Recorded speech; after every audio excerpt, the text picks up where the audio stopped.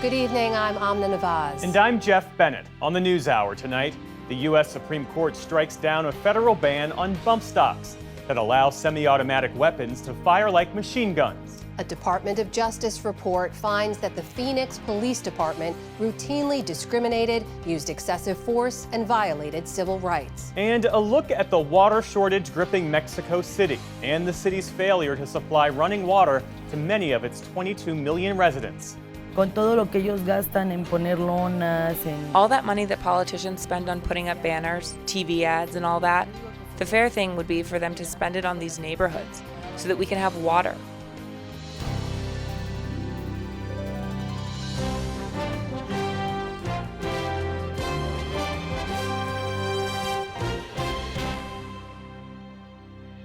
Major funding for the PBS NewsHour has been provided by the ongoing support of these individuals and institutions, and friends of the NewsHour, including Jim and Nancy Bildner and the Robert and Virginia Schiller Foundation, the Judy and Peter Bloom Kovler Foundation, upholding freedom by strengthening democracies at home and abroad. Cunard is a proud supporter of public television. On a voyage with Cunard, the world awaits. A world of flavor, diverse destinations, and immersive experiences. A world of leisure and British style. All with Cunard's White Star service.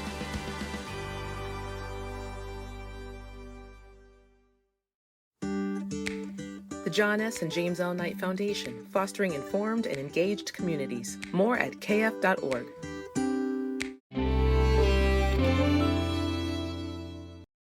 And with the ongoing support of these individuals and institutions.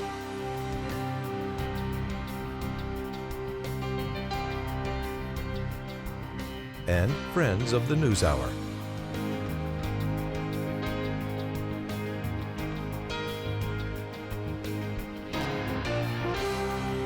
This program was made possible by the Corporation for Public Broadcasting and by contributions to your PBS station from viewers like you. Thank you. Welcome to the NewsHour. Another big day at the U.S. Supreme Court as the justices handed down a decision with major implications for firearm regulations.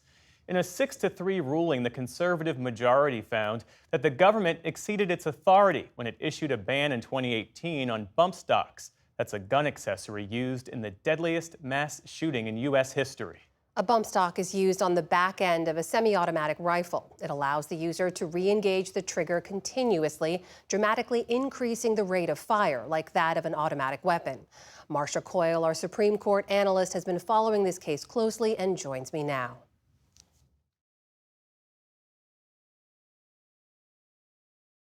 Marsha, it's always great to speak with you. So this federal bump stock ban was approved back in 2018 by then President Trump, and it was in response to that 2017 Las Vegas outdoor music concert shooting. 58 people were killed. A bump stock was used in that. But just remind us, how did this issue get before the Supreme Court in the first place?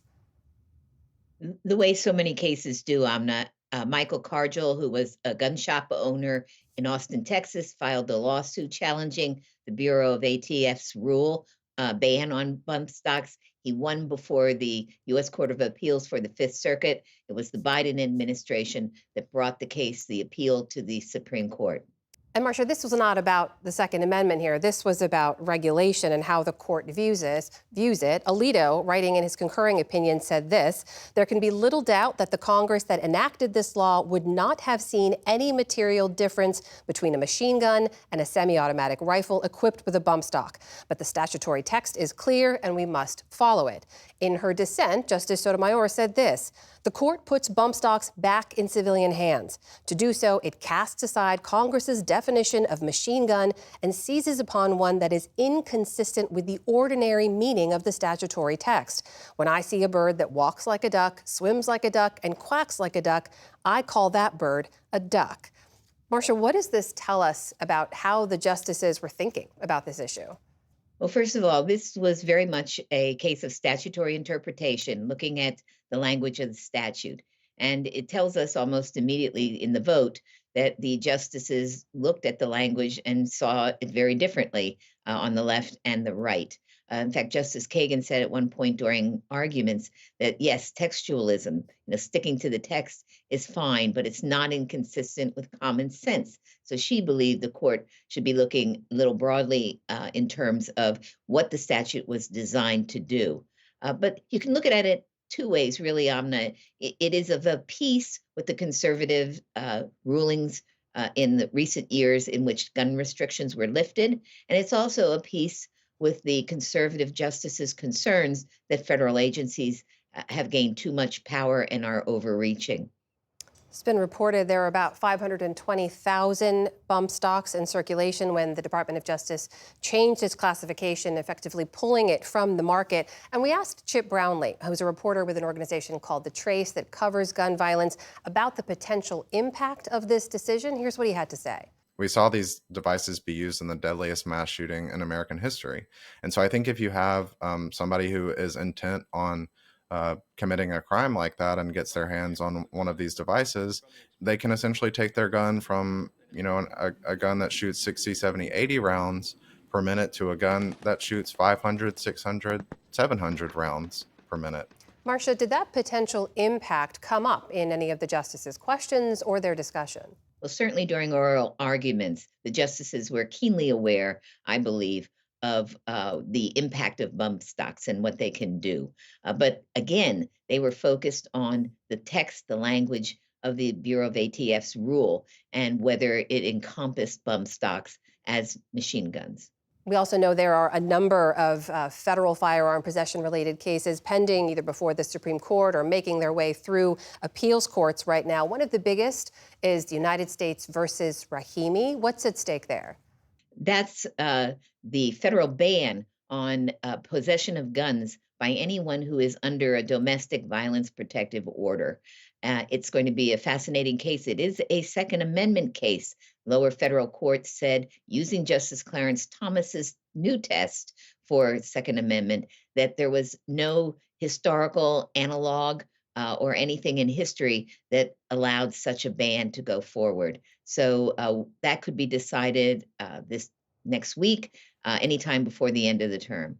Marcia, we know there are a number of key issues on other cases still before the court. What other kind of issues and rulings could we see this term? Well, obviously, one of the most closely watched cases is Donald Trump's claim of absolute immunity from criminal prosecution. Besides that, there are two major social media cases involving the First Amendment. There's also several big cases involving federal regulatory agencies and their power, their authority. The court is a little bit behind right now. Usually it tries to wrap up the term by the end of June, but there's still a lot left to decide. That is our Supreme Court analyst, Marcia Coyle, joining us tonight. Marcia, always great to see you. Thank you. My pleasure.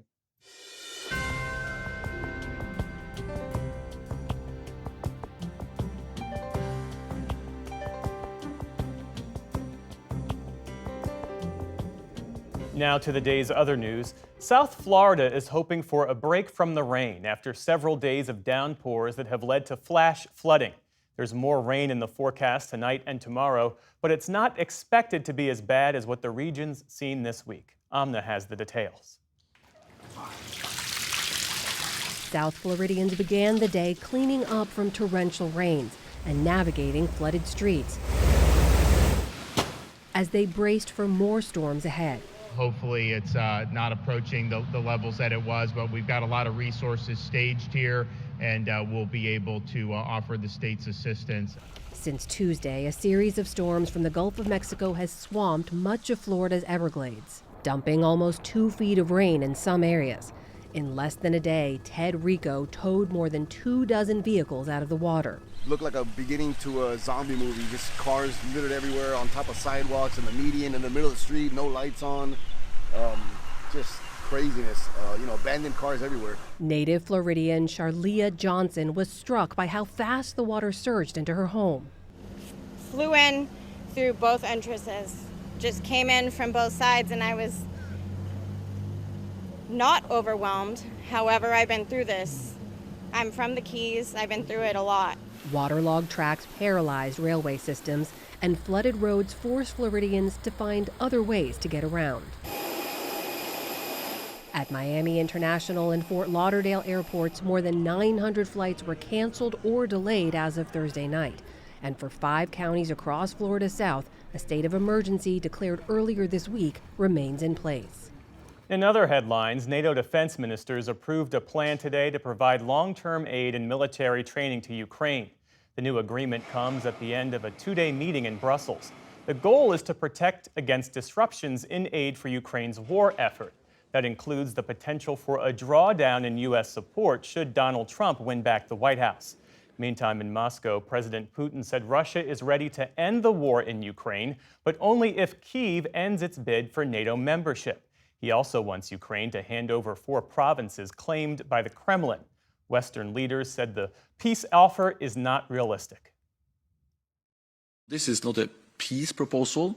This is a proposal of more aggression. Putin has illegally occupied sovereign Ukrainian territory. He is not in any position to dictate to Ukraine what they must do to bring about peace. This all comes ahead of this weekend's Ukraine Peace Summit in Switzerland. At least 100 delegations are due to attend. Russia was not invited. Muslims from around the world have started their annual Hajj pilgrimage to Mecca in Saudi Arabia. Large crowds arrived at a tent camp in the desert today in the sweltering heat. More than 2 million people are expected to participate. This year's pilgrimage comes against the backdrop of the Israel-Hamas war. Palestinians in Gaza were not able to make the journey because of the closure of the Rafah border crossing in May.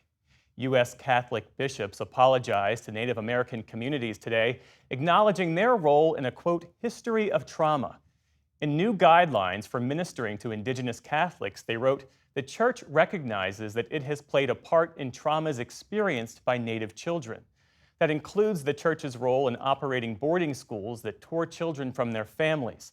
A Washington Post report last month detailed widespread sexual abuse at 22 such schools. And a separate Department of the Interior investigation found that 500 children died at these institutions starting in the 19th century. Meantime, Pope Francis today became the first pontiff to ever address a gathering of Group of 7 world leaders. In his speech to the G7 today, he addressed the threats posed by artificial intelligence. We should be very clear that decision-making must always be left to the human person. We would condemn humanity to a future without hope if we took away people's ability to make decisions, dooming them to depend on the choices of machines. President Biden, who's a devout Catholic, had a brief exchange in front of the cameras as leaders gathered around the main table of the summit. The 2 men also met behind closed doors. The Justice Department said today it will not prosecute Attorney General Merrick Garland for contempt of Congress. In a letter to House Speaker Mike Johnson, a DOJ official said Garland's actions, quote, did not constitute a crime.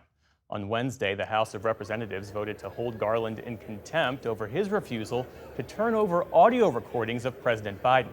They contain interviews from the special counsel investigation into his handling of classified documents.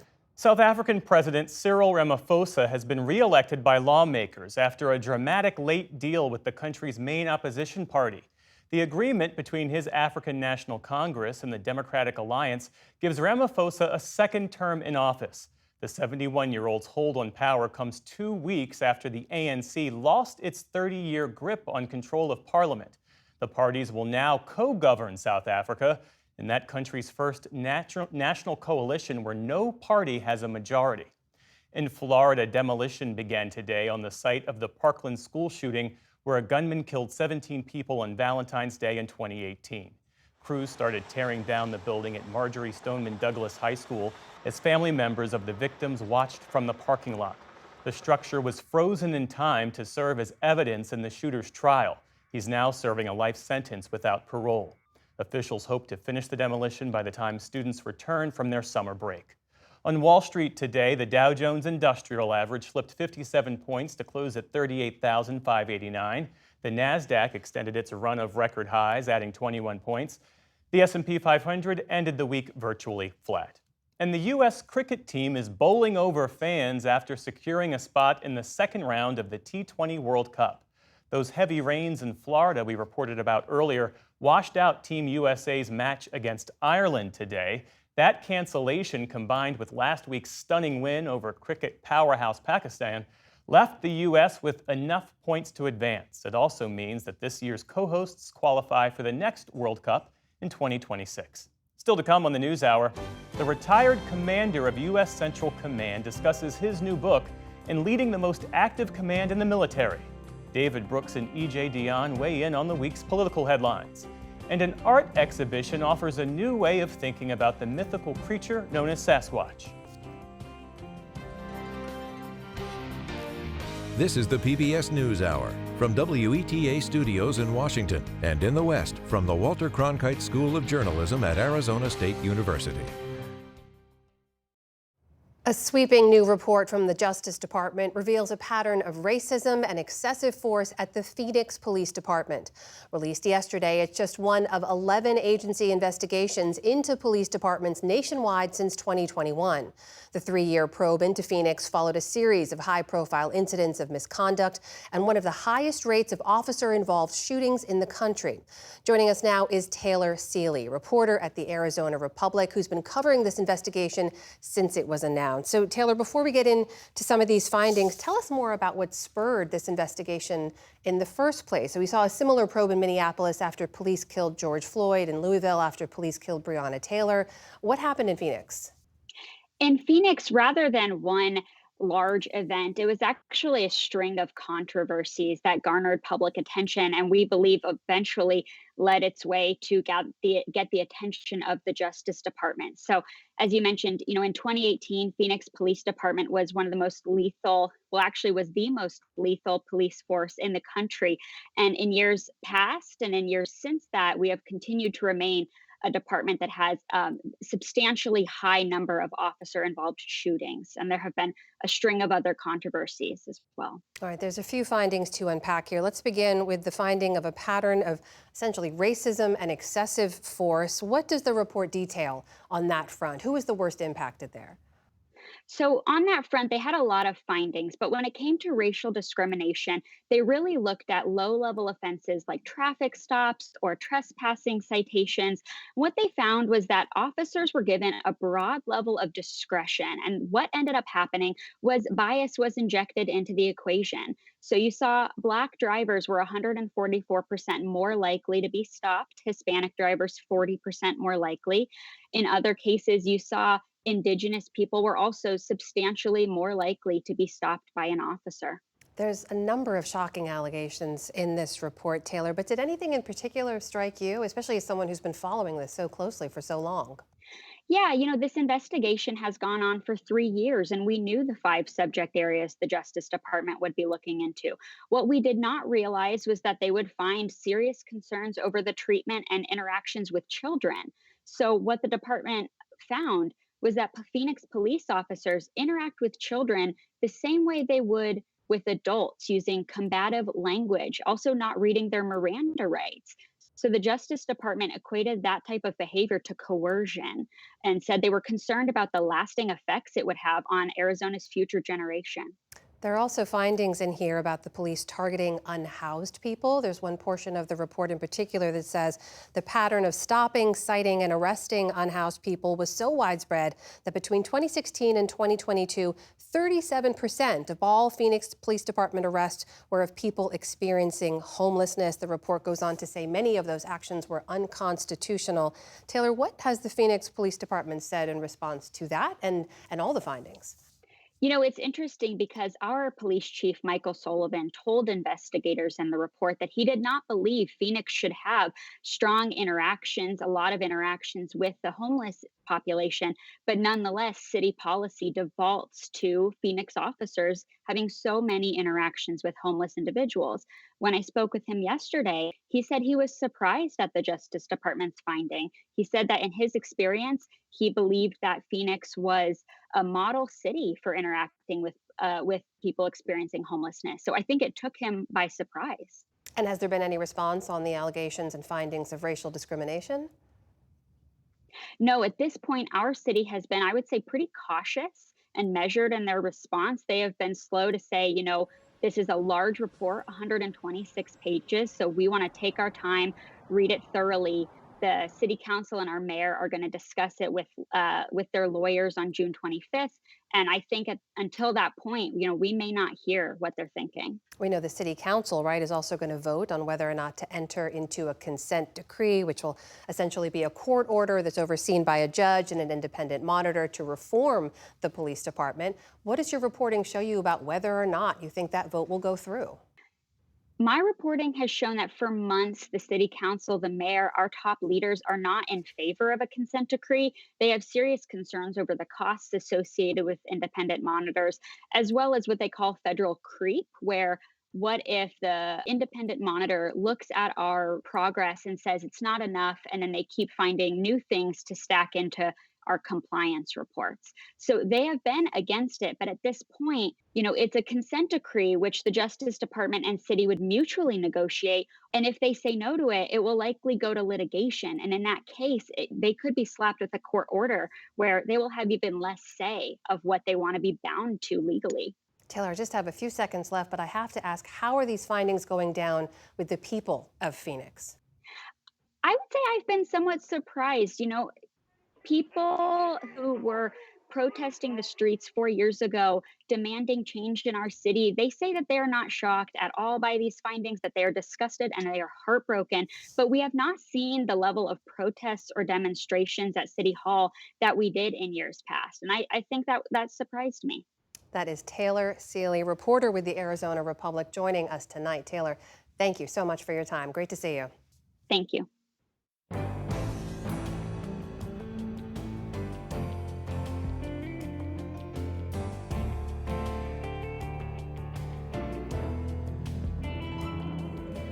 The U.S. military has divided up the world into different regional commands and put a general or admiral in charge of planning and conducting military operations in each. For the past 2.5 decades, the Middle East has been the busiest. Nick Schifrin talks to one former commander who was in charge of the region during an especially momentous time. Some 70,000 U.S. troops are stationed between Egypt in the west and Pakistan in the east, known by the military as Central Command. It has historically been one of the most intense commands that the military has, and in the late 2010s and early 2020s, the U.S. killed the head of the Quds Force in Baghdad, the head of ISIS, and withdrew from Afghanistan. And the commander of CENTCOM during that time has written a new book, The Melting Point, High Command in War in the 21st Century. That commander is retired General Frank McKenzie, who joins me here. Frank McKenzie, thanks very much. Welcome back to the NewsHour. It's good to be with you here tonight, Nick. You wrote about your recommendation to kill Qasem Soleimani, the former head of the Quds Force, and you point out that at the time, Iranian proxies were firing off at U.S. troops across the region, and you believe that Iran felt it could act with impunity. So take us back to that decision. Why do you recommend the U.S. take that shot? This was in late December 2019. Qasem Soleimani was entering Baghdad. We had good intelligence that he was going to coordinate attacks on our embassies beyond Baghdad, locations across the region. So for me, at least, the risks of inaction were greater than the risks of action. And we knew there would be risks if we struck Qasem Soleimani, but if we didn't act, certainly Americans would die. It becomes a balancing test, and that was my recommendation. And I thought it was the best thing we could do given the circumstances we were in at that moment. I did not regret the decision at that time. The strategic consequences of that strike, do you believe the strike had the desired effect? And we now look at an Iran that has targeted Israel directly. We are seeing proxies, including the Houthis, attack ships off of Yemen. We're seeing Hezbollah launch an unprecedented number of strikes into Israel. Do you believe that Soleimani's death had long-term strategic consequences that you were hoping they would? We struck Qasem Soleimani because of an immediate tactical problem that he was going to be responsible for the deaths of Americans. So we were looking at what would happen in the next 48, 72, 96 hours. At the same time, we were also very much aware of what removing him from the battlefield would mean in the long term for Iran. He was their best planner. He was their best leader. He was their best executor. He is gone now. And so as a result, Iranian plans are not as well defined, and frankly, they're not as effective as they would have been had Qasem Soleimani lived. Some officials who look at Iran believe that today the proxies are actually more coordinated than they were in the past. Do you see that? I do not. I do not see that. I see that particularly in Iraq, it's difficult to get them all to sail in the same direction. His successor has not been as effective as he was at doing it. I don't want to say that it's a lot better, but I think we're in a better situation now that he is gone than if he had lived. In the planning that led up to the strike, you actually rejected many different options that you detail in the book. Why did you reject certain possibilities of striking him because of possible civilian casualties? We always try to minimize civilian casualties when we do these kinds of strikes. And so the way we worked it out, it happened to be on Route Irish, which is right outside the Baghdad airport. Which is an interesting thing because Qasem Soleimani is responsible for the deaths of many Americans on Route Irish. As Central Command Commander, your area included Israel, and I want to look at the war in Gaza today a little bit and get your thoughts. When you see how Israel conducts itself in Gaza and the challenges that Hamas as a group integrated into Gaza and, of course, holding not only hostages, but also creating a terrorist infrastructure of tunnels underneath, how do you see Israel conducting its war? Hamas has very cleverly integrated themselves fully into the civilian population. So when you think about what's going on there, you should think not only are the Israelis hostages, but actually the population of Gaza is a hostage held by Hamas. So Israeli commanders are on the horns of a dilemma every time they want to take a strike or every time they need to advance, because Hamas is literally hiding behind the civilian population in Gaza, which makes for very difficult decision-making for as Israelis as they consider their options. Israel has used 2,000-pound bombs, so-called dumb bombs, to target Hamas tunnels that go deep underground. There's been a lot of criticism, including by the U.S. administration, on the use of those bombs to target those tunnels in extremely dense neighborhoods. And the Secretary of Defense even said you might have a tactical victory in certain respects with strategic defeat, i.e. strategic ramifications for regional partners or would-be partners of Israel who respond negatively. Has there been, do you believe, strikes that Israel should not have taken? I'm not familiar in detail with the strikes Israel has taken. I would agree with the Secretary, though, that you have to be very careful. Even if you have tactical success, sometimes the price is not worth it. But that's a decision that Israel's going to have to make. They're going to have to look at the proportionality of the strike and weigh those independently. You talk about Iran's missile inventory in the book, which is the largest in the region. And you write, by 2019, Iran had 50 or so ballistic missiles capable of reaching Tel Aviv and the clear ability to gain overmatch against their neighbors, meaning the ability to overwhelm air defense.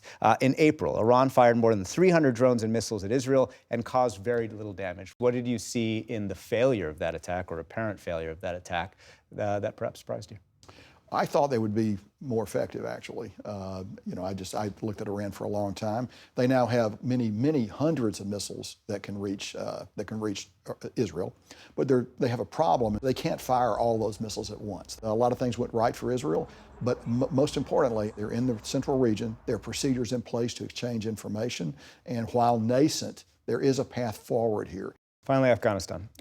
You have said publicly, and you write in the book, that you argued against a full U.S. withdrawal and that the U.S. would not be able to conduct counterterrorism if the U.S. Fully withdrew from Afghanistan. And the National Security Council, in response to some of your public criticism, recently said this: "We have demonstrated we do not need a permanent troop presence on the ground in harm's way to remain vigilant against terrorism threats." Do you believe that's correct? I do not. I believe that our ability to see into Afghanistan is very limited. I believe we've taken one strike since 2022 into Afghanistan. And I believe ISIS, and I refer to the Central Command Commander's testimony of this spring and other intelligence officials who've testified to the fact that ISIS-K is growing. They do aspire to attack us here. Our ability to thwart that planning in Afghanistan is quite limited. The attack in Russia, Moscow recently, is an example of that. And so I think we should expect this threat to rise. So I just have a different view. I understand that others may have to take a different view, and I appreciate that. Frank McKenzie, thank you very much. Thanks, Nick.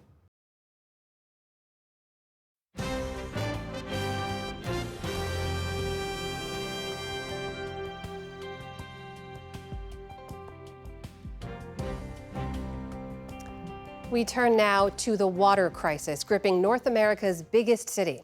The Mexico City area is home to some 22 million people, and solutions to keep water accessible have been elusive. As special correspondent Julia Galeano Rios reports, there are a number of factors complicating the situation. This has become a daily routine for 53-year-old Teresa Vasquez. To clean the dishes or wash clothes for her family of 10, she ladles murky water from a barrel. It's been 10 years since a single drop came from her taps. It's very hard living without running water. We have to wash our clothes with very little water, do dishes with very little, shower with very little.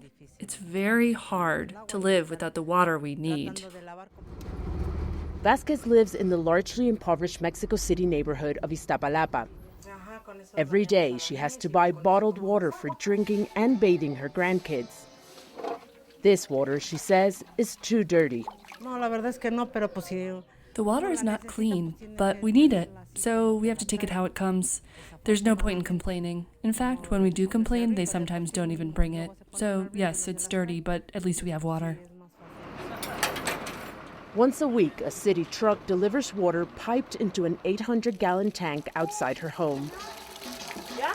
This is the reality for hundreds of thousands of residents in a sprawling metropolis running out of water. Residents in this community, one of many like it in the city, tell us they rely on these trucks for their water consumption. Now, as the situation worsens and the system becomes more and more strained, tensions rise in these communities as neighbors vie for what little water there is available. That means every trip for drivers like Cristian Ovando comes with risks, from navigating narrow, bumpy alleyways to violence. We get sent to an address to deliver the water, but sometimes on the way, desperate residents jump on the truck and divert it to another location and basically demand we give them water instead. If we refuse, they can verbally and sometimes physically attack us. Mexico City has faced water shortages for years, but never like this. Most, if not all, of its key reservoirs are less than a third full. El llamado día cero. Some media reports, based on statements from the country's water commission, warned Mexico City was nearing a day zero, when it can't provide any water to its people. Experts say that's unlikely, but the situation remains dire. The crisis has been exacerbated by climate change, hotter, drier conditions, and lower than normal rainfall. But there's a more immediate problem. This water crisis is not a crisis of water resources, but rather a crisis of management of resources. Tamara Luengo, a self-proclaimed water nerd, runs an environmental consulting firm in Mexico City. Luengo says the mismanagement started centuries ago, when Spanish conquistadors drained the region of water to build a city on lake beds. This city continues to be rich in water, of course. The mismanagement of the water in the city has caused that this wonderful water city is not visible at the moment. Today, Mexico City draws about 30% of its water from the Cutzamala system, a collection of reservoirs, pipes, and plants over 75 miles away. The rest comes mostly from underground aquifers, tapped by hundreds of wells. But the network that brings water to residents is in bad shape. About 40% of the city's water is lost in leaks. Even though Mexico City gets about 30 inches of rain a year and frequent flooding, its ability to hold on to that water is practically non-existent. The city also rarely uses practices like wastewater treatment. Fixing a network so old as the network of Mexico City requires a series of resources such as will, for starters, to fix all the network and to avoid this 40% being lost. Newly elected President Claudia Sheinbaum, the former mayor of Mexico City, defended her record on this issue on the campaign trail. As mayor, we did carry out works, and we do have projects which we will carry out in the greater Mexico City area when we reach the presidency, so that we can have water supply in the long term. So yes, we did things, and we do have projects. Luengo says part of the reason the crisis has received so much attention is because of who it's affecting. Throughout the years, the vulnerable communities of the city in the poorer areas of the city, within marginalized communities, were the ones facing the water crisis. But strangely, within this water crisis, we've been seeing that some of the richer areas of the city are facing this day-by-day continuous evidence of the water crisis. And this definitely has brought a lot of attention. In Iztapalapa, Teresa Vasquez and her family feel the inequality firsthand. Vasquez's daughter Brenda hopes politicians just fulfill their promises this time around. All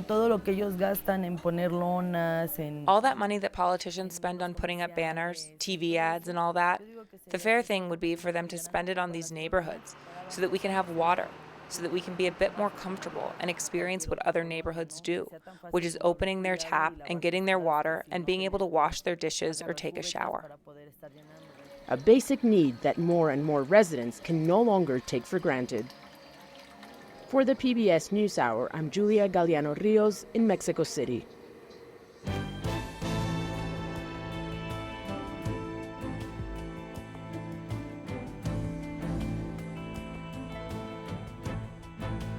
The Supreme Court is in the spotlight again as controversy surrounds its latest ruling and some of the justices themselves.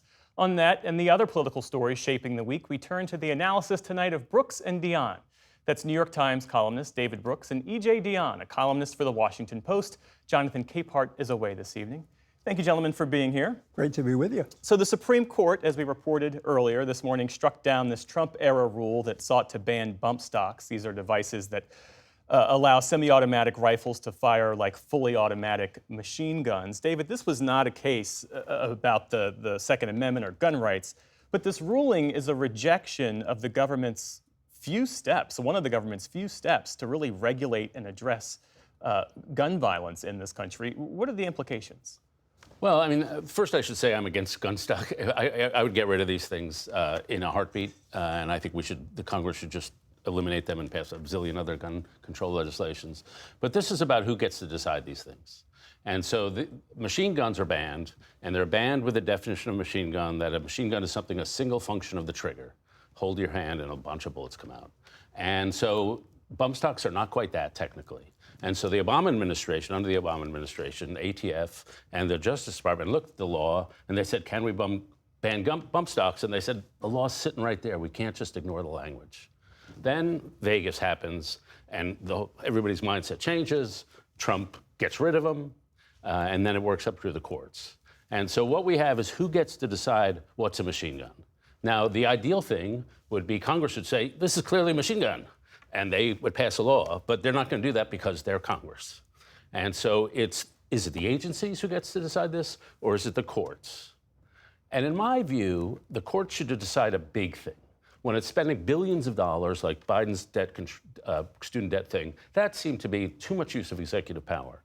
But interpreting something minor, or relatively minor, what is a machine gun, it seems to me the experts in the agencies are the best people to make those decisions. And so I understand where the conservative majority is coming from, because the Obama administration was right there with them. But I still think, in general, the agency should be making these kind of calls. EJ, you wrote about this in your column today, part of which reads this way: liberals are regularly accused of being too ideological and too technocratic. This is a ruling of right-wing ideological technocrats utterly indifferent to the consequences of an approach that blithely floats above reality. No one can accuse you of being subtle, but build on that. Expand on that viewpoint. When you read, first of all, I urge everyone watching to go to YouTube or somewhere and just watch a gun with a bump stock on it shoot.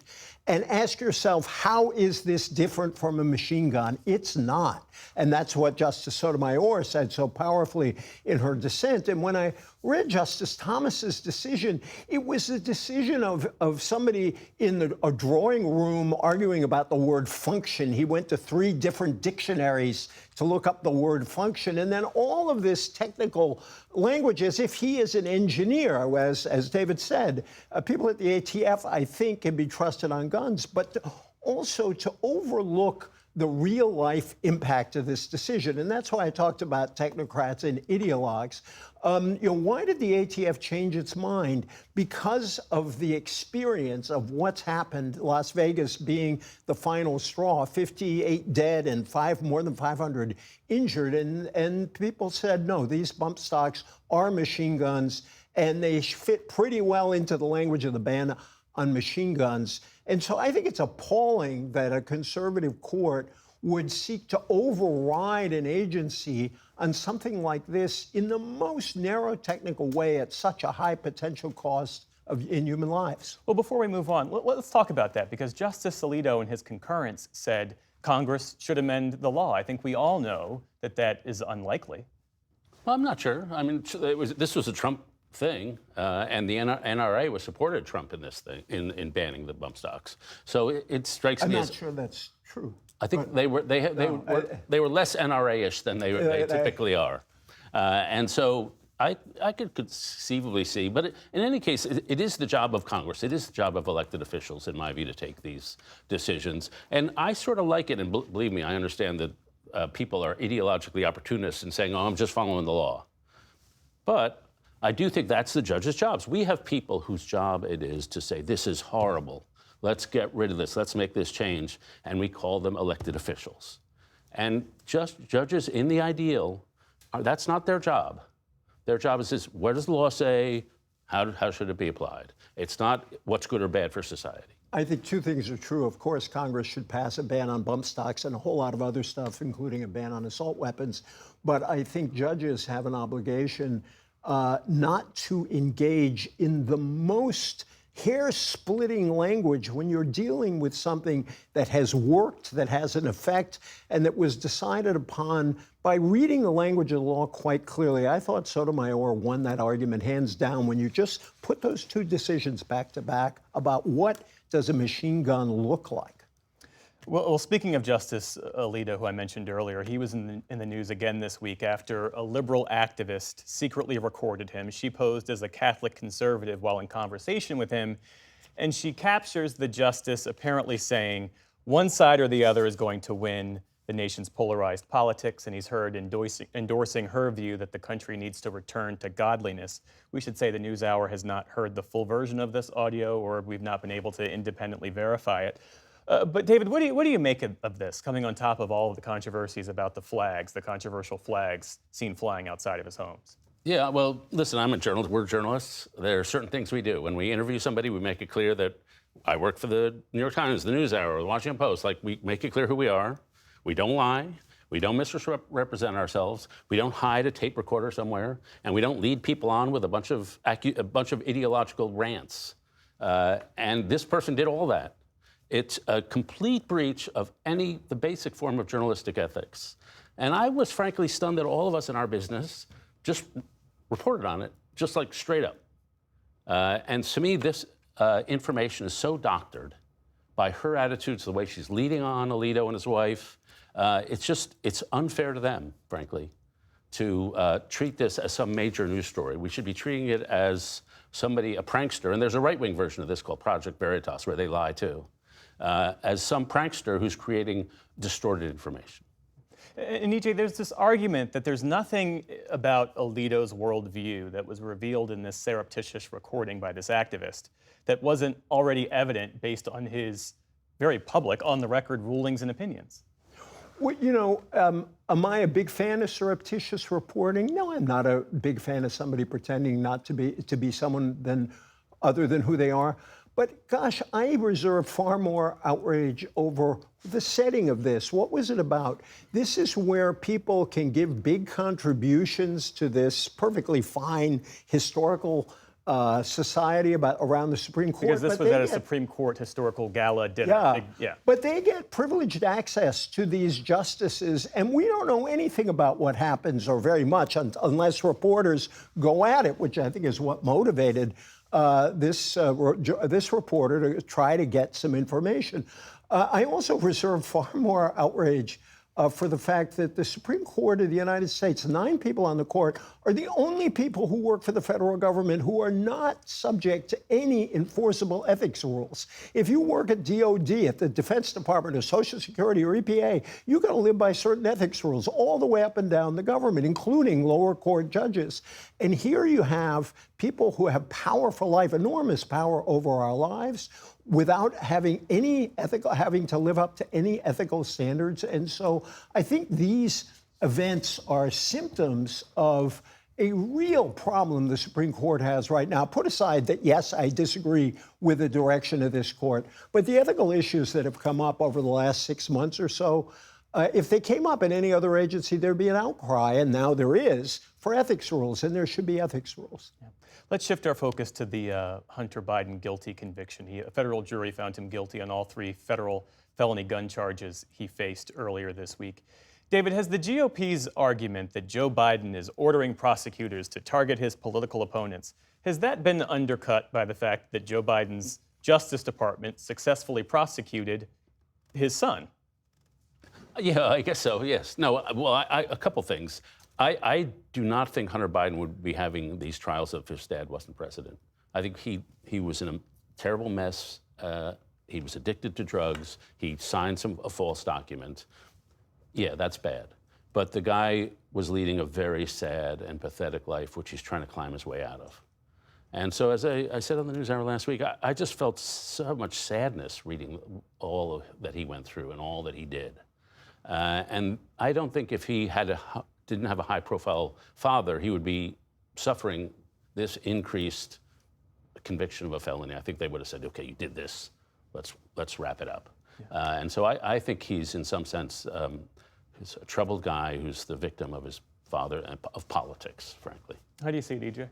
Yeah, I see, in terms of the tragedy here, I see it very much as David did. It was a little dispiriting to see Republicans, on the one hand, say, we've got to sort of live by this case, respect the jury, they found him guilty, these are legitimate charges, and then when asked about a certain jury in New York with a certain other person, oh, well, that is totally different. And yeah, I suppose they can argue if they want about the case that was brought, but the case was very clear. It involved some real crimes that were committed linked to a cover-up. And yet, it's okay to prosecute Hunter Biden, not to prosecute Donald Trump. There's something wrong with that. And, Merrick Garland's Justice Department went after Hunter Biden with a prosecutor appointed by Donald Trump. That sure doesn't look like politicization to me. EJ Dionne and David Brooks, thanks so much. Have a good weekend. Great to be with you.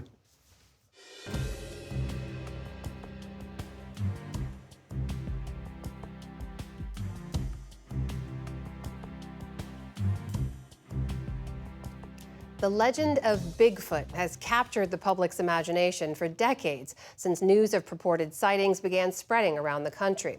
But a recently opened art exhibit in Oregon is offering visitors a new way of thinking about the mythical creature also known as Sasquatch. Special correspondent Kat Wise reports for our Arts and Culture series, Canvas. It is said they dwell in the mountains and forests throughout North America. Large, hairy creatures who walk upright.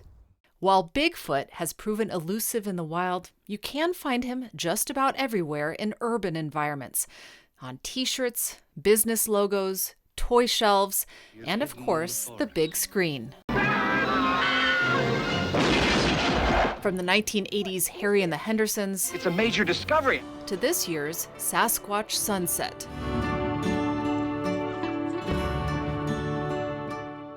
Sometimes funny, often feared.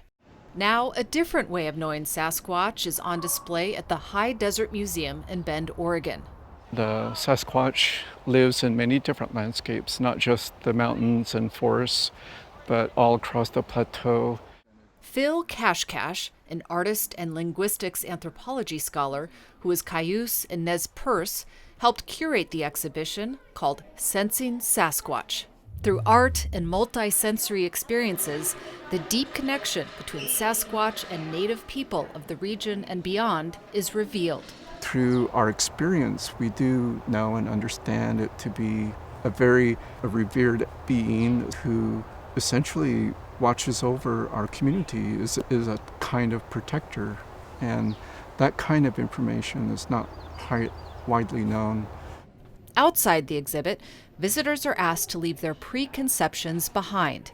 Inside, they learn Sasquatch, which comes from the word Saskats, from the Coast Salish First Nations people, has many names. Being a scholar of language, I was able to develop a data set of about 16 names from the various communities throughout the Northwest. Our language in Nez Perce, we say Istiaha, and that is reference to this particular being we know as Sasquatch. On the day we visited, groups of school children were enjoying the feel of Charlene Moody's art. She's one of 5 Indigenous artists featured in the exhibit. There's a Sasquatch hidden in the painting, too. Moody, who goes by Tilly, is a member of the Confederated Tribes of Warm Springs and has lived on the reservation about an hour from the museum most of her life. I wanted people to get understanding of standing next to it, of oh wow, look how tall and big this creature is. Her mixed media installation includes a life-size Sasquatch wrapped in buffalo hides she prepared and brightly painted panels depicting basket designs. I wanted to include and try to honor our basket weaving, because it seems like a lot of times when we do have these encounters with Sasquatch and Bigfoot, it's when we're huckleberry picking in the mountains and very remote areas. Moody says many people she knows have had an experience with Sasquatch, and she has too. She has passed those stories on to her children, just as her relatives did when she was young.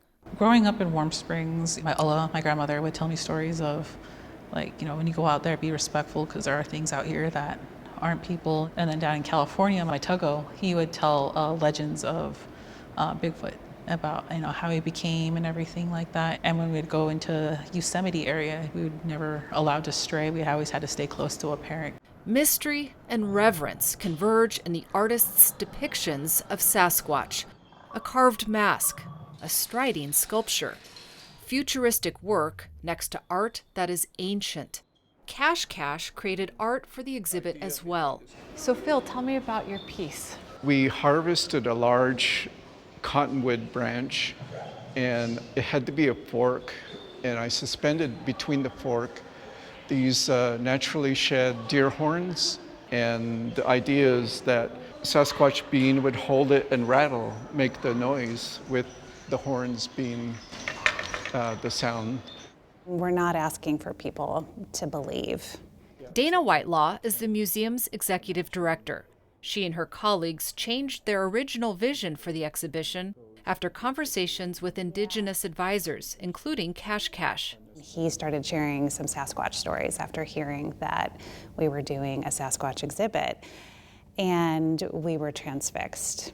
When we start hearing something that made us say, I never thought of it that way, that's our catalyst for knowing that we've hit on something that needs to be part of the exhibit. She says art can play an important role in expanding public understanding. If we can push people a little bit farther to think outside their realm of knowing, what a gift when that happens, when you can just escape our parameters of our perspectives for a moment to see something. And art does that. There's beauty, there's wonder and awe that evokes curiosity. And that's when we know that we've created a path for people to think differently. Cash Cash is now working with the museum to bring tribal youth to the exhibit later this year. The world is bigger than we know, and there are an abundant set of mysteries that we all may come to know someday. Sensing Sasquatch will be on display until January 12th, 2025. For the PBS NewsHour, I'm Kat Wise in Bend, Oregon.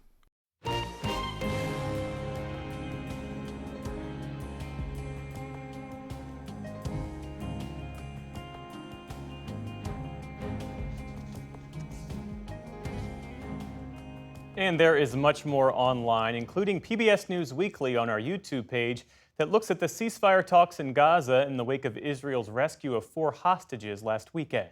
And be sure to tune in to Washington Week with The Atlantic tonight for a deep dive into the fierce political fight over America's justice system. And on PBS News Weekend, how the city of Philadelphia is working to protect birds from deadly window collisions. And that is the NewsHour for tonight. I'm Jeff Bennett. And I'm Amna Nawaz. On behalf of the entire NewsHour team, thank you for joining us and have a great weekend. Major funding for the PBS NewsHour has been provided by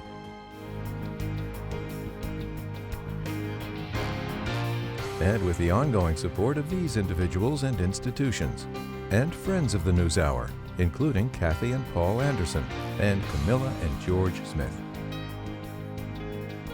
The Walton Family Foundation, working for solutions to protect water during climate change so people and nature can thrive together. The William and Flora Hewlett Foundation, for more than 50 years advancing ideas and supporting institutions to promote a better world, at hewlett.org. And with the ongoing support of these individuals and institutions.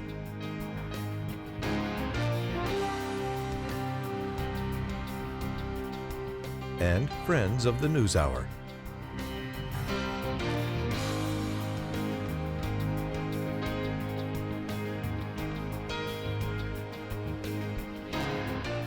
This program was made possible by the Corporation for Public Broadcasting and by contributions to your PBS station from viewers like you. Thank you.